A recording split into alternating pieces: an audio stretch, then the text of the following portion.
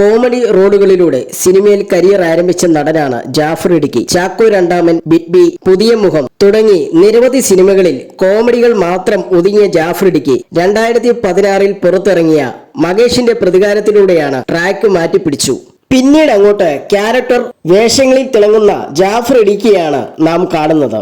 പറവ, ചുരുളി, ജല്ലിക്കെട്ട്, നായാട്ട് തുടങ്ങിയ ചിത്രങ്ങളിൽ ജാഫർ ഇടുക്കിയുടെ പ്രകടനം മികച്ചതായിരുന്നു. മിമിക്രിയിലും സ്റ്റേജ് ഷോകളിലും സീരിയലിലും തിളങ്ങിയതിനു ശേഷമാണ് ജാഫർ ഇടുക്കി സിനിമാ ലോകത്ത് എത്തുന്നത്.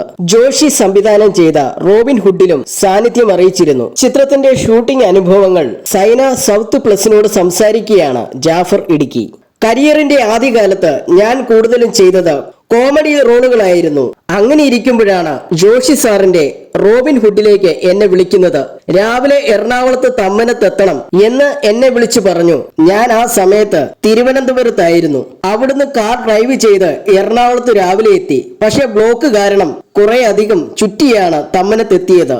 ഞാൻ അവിടെ ഷൂട്ട് നടക്കുന്ന ഫ്ളാറ്റിന്റെ മുന്നിലെത്തിയപ്പോൾ ജോഷി സാർ അടക്കം എല്ലാ ക്രൂവും എന്നെ കാത്തു നിൽക്കുകയായിരുന്നു. ഇത്രയും ലേറ്റായി എത്തിയോ, നീ ആരാ, മോഹൻലാലാണോ എന്ന് ജോഷി സാർ ചോദിച്ചു. ബ്ലോക്ക് കാരണമാണ് വൈകിയതെന്ന് പുള്ളിയോട് ഞാൻ പറഞ്ഞു.